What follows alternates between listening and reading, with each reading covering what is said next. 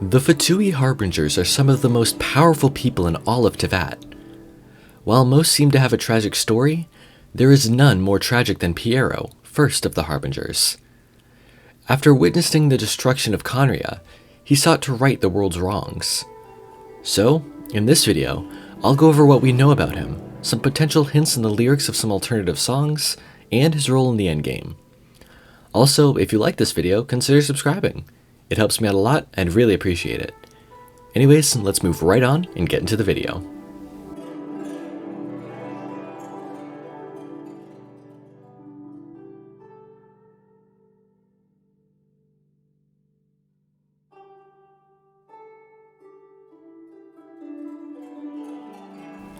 As some of you may recall, I made a video on Pierro back in January of this year.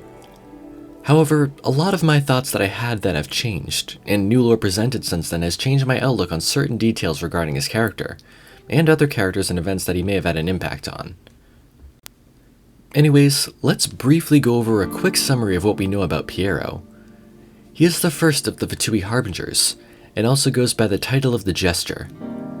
He founded the Fatui alongside the Tsaritsa, and from what we learned in the Pale Flame artifact set, which I have made a video on, he personally recruited several other Harbingers.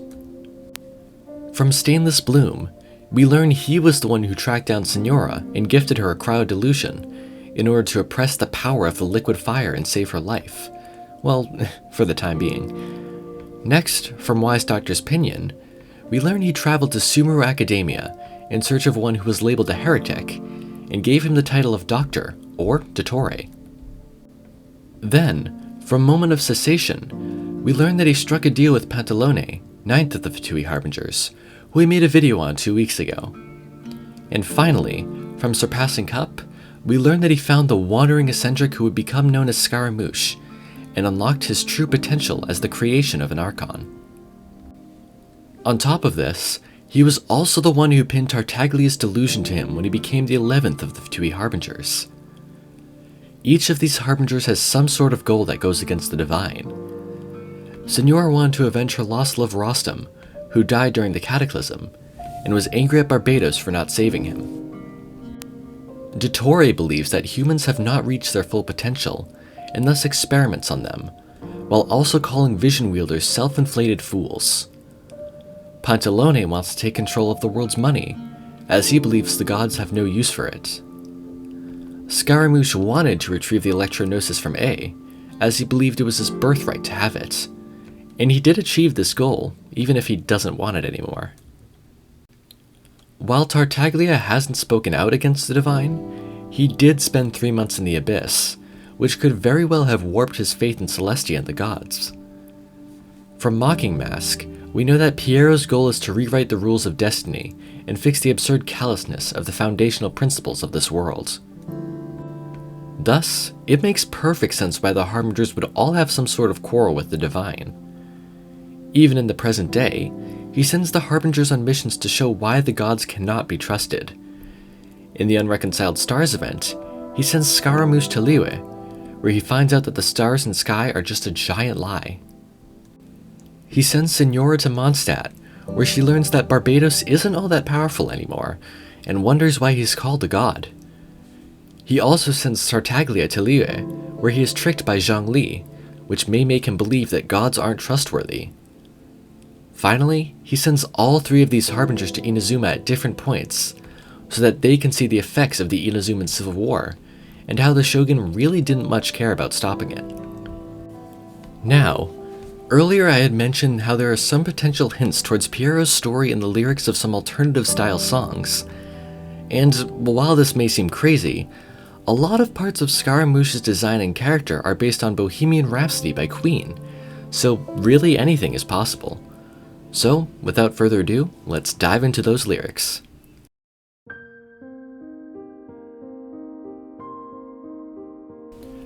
I'd like to start off this section by briefly going over a song called Script for a Jester's Tear by Marillion. I know this isn't a music channel, but I highly recommend you check out their work. I think they have pretty cool music, and with their 20 albums, there's probably something for you in their discography. Anyways, there's a few lyrics that stuck out to me in this song. For copyright reasons, I won't actually play the songs, I'll just read the lyrics. First is "So Here I Am Once More, in the Playground of the Broken Hearts." I believe the playground here could represent Conria, being a place where the people were betrayed, killed, or turned into monsters. Their home is full of broken hearts, and now is essentially a playground. The next lyrics were "Yet Another Emotional Suicide." I believe this line represents Pierro himself, and his potential for multiple personalities and beings. I mentioned in my previous video on Pierro that I thought there was a slight possibility that Pierro was also Dainsleif, and him having multiple personalities could assist in this theory. Now, the final lyrics I want to talk about from this song were "Overdosed on Sentiments and Pride." These lyrics I believe represent the sages mentioned in Mocking Mask, who ignored Pierro's warnings and allowed the destruction of Conria to happen. Anyways, let's now move on to Fool's Overture by Supertramp, which has a few more interesting lyrics. History recalls how great the fall can be. While everybody's sleeping, the boats put out to sea. This line to me represents the fall of Conria and how massive and great it was. While history may recall it, not many people these days know the truth of that history, and you could say it is now like a dream to some. Born on the wings of time, it seems the answers were so easy to find. This version of born means to be carried or transported by the specified object. In this case, I believe this refers to Istaroth.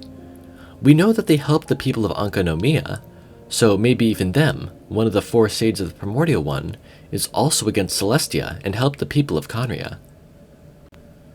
Too late, the prophets cry. The island's sinking, let's take to the sky. The prophets here could represent the sages who tore down the Veil of Sin, causing the destruction of Conria. The latter part of the line could also imply that perhaps some of Conria's people, potentially royalty, were able to escape being cursed and made it above ground. Called the man a fool, stripped him of his pride. Everyone was laughing, up until the day he died. Earlier I mentioned how Pierro may have multiple personalities, and perhaps one of them was a Jester from the Conrian royalty, potentially born after the sages wouldn't listen to him, but before they tore away the Veil of Sin. Perhaps this personality died, which is why everyone stopped laughing. It also says fool, which of course represents his future in the Fatui. My friends, we're not alone. He waits in silence to lead us all home. I believe this line represents Pierro's goals, to lead his people home, to a place that is not under the rule of gods. However, since Conria is destroyed, he will make his new home into Vat and overthrow the rule of Celestia. Now, I'd like to get into the final section, where we discuss the endgame of Genshin and Pierro's role in it. I would also like to touch a bit on Dainsleif and Conria, as well as 2 other Harbingers that Pierro has ties to in the Commedia dell'arte, the work in which the Harbingers are based on. So, let's jump right in.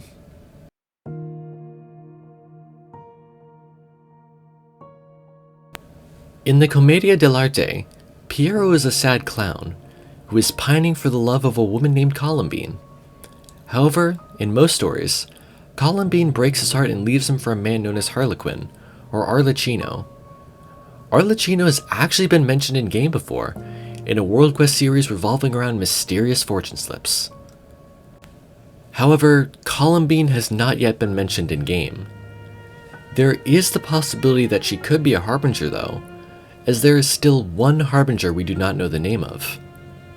I believe that we may be introduced to both of these Harbingers in person at around the same time. I also believe that there may have been an indirect mention of Columbine in-game already. Last month, I made a video on the Echoes of an Offering artifact set. In the description for the plume, Jade Leaf, there was something that I noticed that tied to the Fatui, and I posted a small theory on Twitter. I got a few responses on that tweet from people who believed that this set was referring to Columbine, and I can see why. The description states, when more time had passed, the mountain's master returned, but in a change aspect, and sands the finger that might untie the pendant. This was a long time ago now. I noticed that one of the Fatui constellations, the one with the swirly hand, had a cut through the ring finger, the finger usually associated with love. I now believe that this woman in the story was Columbine, and that there are two people who could have tied the jade leaf to the tree. The first is Pierro, with Columbine being unable to untie it, representing the breaking of his heart in the Commedia dell'arte. The second is, of course, Arlecchino, which would represent their love and them getting together. Anyways, I'm getting a bit off track. I do tend to go on tangents sometimes. Perhaps we'll meet Columbine and Arlecchino in Sumeru. We'll just have to wait and see. For now, let's get back to Pierro. As I've said, I believe that Pierro hails from the ancient land of Conria, and that he tried to prevent it from being destroyed, but was ultimately unsuccessful. In the endgame, he may try to recruit the Traveler into his plans, or maybe even the Traveler's sibling. Both of them are on the side of Conria, so it would be quite interesting to have a boss battle against both the first of the Fatui Harbingers and your only family in this world, your twin sibling. Now, I'd also like to mention Dainsleif again, and the possibility that he and Pierro may be one and the same. While I do believe Pierro could have multiple personalities, I ultimately don't believe he and Dainsleif are one and the same. Yes, they're both from Conria. Yes, they both hate gods, and yes, they both wear masks. However, it just doesn't seem all that likely to me right now, but who knows? Maybe some information down the line will make me change my mind again. Going back to the multiple personalities, it would be really cool to see this implemented in a boss fight, with each of his personalities having different fighting styles, with them changing at random, forcing you to adapt to the new style and use a wide array of characters. Now, in the end, I believe the Traveler will team up with the Fatui, Dainsleif, their sibling, and potentially even the 7 Archons to fight against Celestia. And I believe that Pierro will be the one to bring it all together, perhaps using his multiple personalities or some other strategy to get everyone on his side to right the wrongs of the world. There's a lot we don't know about Pierro, and I'm very excited to learn more. Sumeru is less than 2 months away now, so perhaps we'll get some more information then. I would love to hear your thoughts on Pierro down in the comments below too. Anyways, that's it for this video. Thank you so much for watching. I hope you all have an amazing day, and I'll see you all in the next video.